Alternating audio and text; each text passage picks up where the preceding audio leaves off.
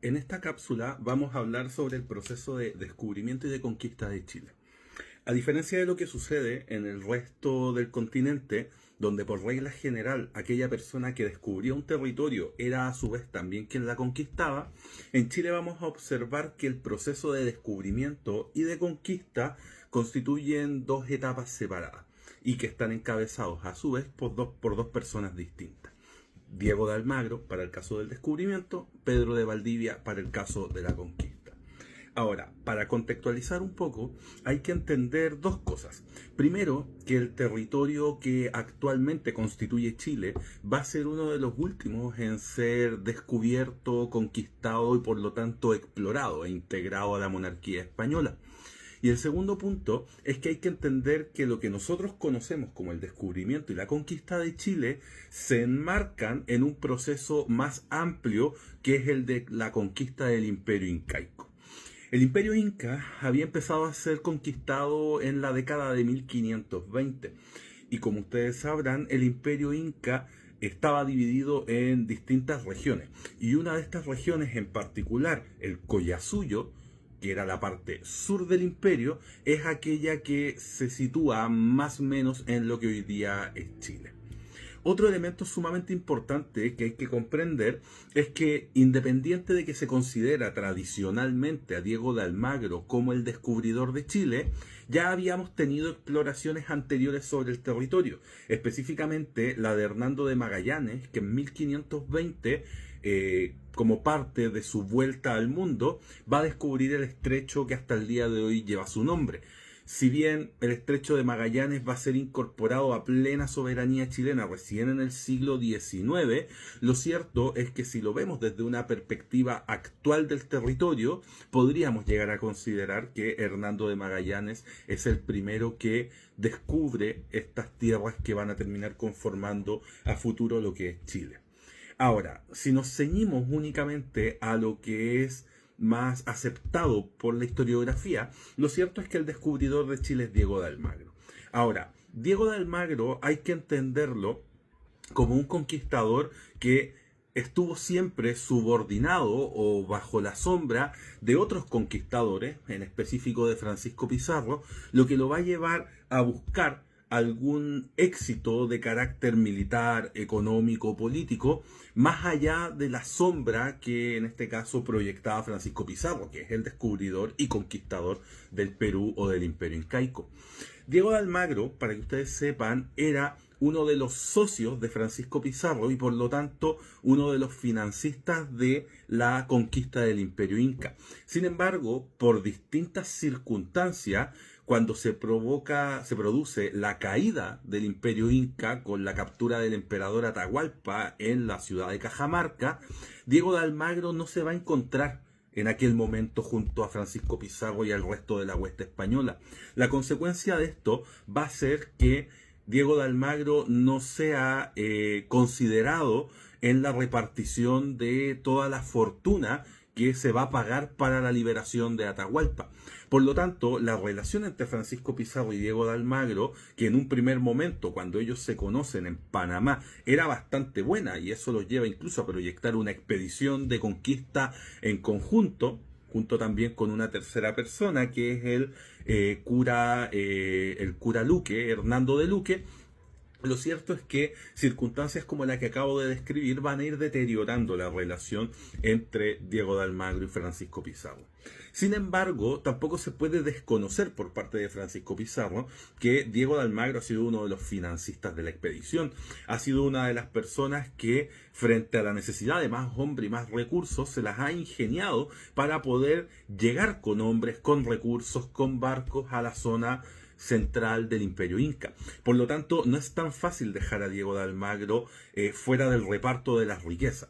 Y Diego de Almagro se va a ver parcialmente recompensado en el año 1534, que es cuando el rey de España reconoce su participación y le entrega una capitulación, que es la capitulación de Toledo. Mediante la capitulación de Toledo, Diego de Almagro va a lograr hacerse con un territorio que se sitúa más o menos en lo que hoy día es el sur del Perú, el norte de Chile y cubriendo una parte también de lo que es el norte de Argentina, la Puna Argentina y la zona de Bolivia. Entonces, ¿cuál es la situación hacia la década de 1530? Que tenemos a este Francisco Pizarro que se ha consolidado como el conquistador del Imperio Inca, y tenemos a este socio que es Diego de Almagro, que no ha recibido un nivel de recompensa que está en su propia interpretación a la altura de lo que él ha aportado. Pero cuenta con este territorio, que es el de la capitulación de la Nueva Toledo. Por lo tanto, Diego de Almagro va a organizar una expedición con el fin de poder explorar su capitulación, los territorios que le corresponden a él como gobernador. El tema es que no solamente hay una intención de reconocer su territorio, sino que también los incas le han dicho a Diego de Almagro, y esto es algo que es explotado, por supuesto, por Francisco Pizarro, que a esta altura le interesa que Diego de Almagro se encuentre lejos del centro del poder político del Perú. Entonces, ¿cuál es el punto? Que los indígenas, los incas, le han dicho a Diego de Almagro que al sur del Imperio Inca se encuentran tierras que son abundantes en oro, en plata, tanto o más como era el mismo Imperio Inca. Por lo tanto, la tentación, que es bastante grande, va a llevar a que Diego de Almagro financie una expedición, la cual es la expedición más grande que se va a financiar en todo el contexto de la conquista de América, donde va a estar integrada por 500 españoles, 150 esclavos negros, 1500 indígenas de apoyo aproximadamente. Entonces estamos hablando de más de 2000 personas, y la expedición, que va a seguir sumando gente, va a llegar a contar en algún momento con cerca de 4000 integrantes. Es decir, si nosotros comparamos que las expediciones como la que termina en la conquista del Imperio Inca o en la conquista del Imperio Azteca tenían huestes de hombres que se conformaban por algunos cuantos cientos de hombres, hablar de que la hueste de Diego de Almagro superaba los 2000 hombres, incluso llegando en su momento, como les comento, a tener 4000 hombres, estamos hablando de una expedición bastante colosal. Y es mediante esa expedición y la exploración de su territorio que Diego de Almagro espera poder hallar algún territorio, algún imperio que conquistar, que le permita tener, en este caso, una ganancia similar a la que ha conseguido Francisco Pizarro en el Perú. El problema es que Diego de Almagro fue engañado por los indígenas, porque en los territorios que se encuentran al sur del Imperio Inca, que los incas los conocían bastante bien porque ya controlaban esta zona, al menos hasta el Valle del Mapocho, hasta Santiago, ellos sabían que recursos había muy poco, y lo que mayoritariamente se encontraba en esta zona eran indígenas bastante conflictivos. Por lo tanto, timan a Diego de Almagro, él gasta sus recursos en venir a una tierra que no va a tener una retribución económica. A eso hay que sumar que el viaje de venida hacia acá, lo hizo a través de la cordillera, en una muy mala época por lo demás. Va a perder a muchos hombres, caballos, pertrechos, los esclavos se van a morir, muchos de los indígenas de apoyo se van a morir también, ya que aquellos que logran sobrevivir, ya llegando acá a los valles de Chile, se van a terminar fugando para simplemente no encontrar nada. Debido a esta situación, Diego de Almagro decide tomar rumbo de regreso al Perú,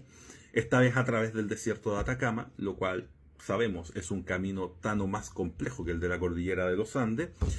para poder de esta manera reclamar ciertos territorios, específicamente la ciudad de Cusco, que a esta altura el rey ha dicho que le pertenece o se encuentra en los límites de la jurisdicción de Diego de Almagro. Sin embargo, Francisco Pizarro, que es muy astuto, a esta altura se ha preparado, ha cambiado la capital, ya fundado una nueva ciudad, la ciudad de los Reyes de Lima, que la termina convirtiendo en el centro del poder político español en Sudamérica, y en un enfrentamiento militar bastante corto, que se va a zanjar en una batalla denominada la Batalla de las Salinas, Diego de Almagro y sus tropas van a ser derrotados por Francisco Pizarro, y esto va a llevar a que el descubridor de Chile sea condenado a muerte y sea ejecutado mediante la pena del garrote vil, es decir, sea estrangulado. Lo importante acá son dos cosas. En primer lugar, que por primera vez Chile aparece en el horizonte de los españoles,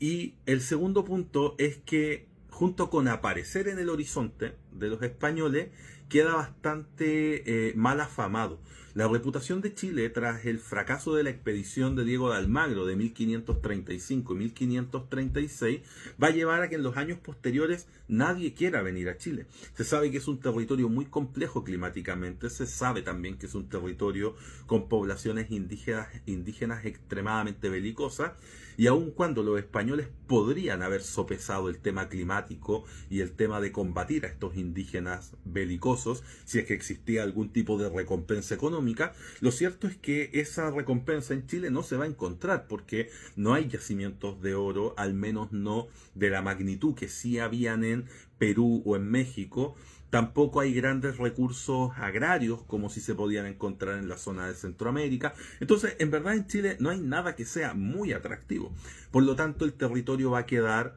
no en el olvido, pero sí como un territorio que no va a preocupar a los conquistadores del Perú, hasta que un par de años después, un español que ha luchado contra Diego de Almagro, es decir, un español que era parte del bando de Francisco Pizarro, va a decidir jugársela y hacer una inversión, que va a ser muy costosa por lo demás, para poder llevar a cabo una segunda expedición hacia este territorio. Esa segunda expedición ya evidentemente no es de descubrimiento, va a terminar siendo la expedición de conquista y va a estar encabezada por Pedro de Valdivia, quien va a terminar a la postre convirtiéndose en el primer gobernador español de Chile.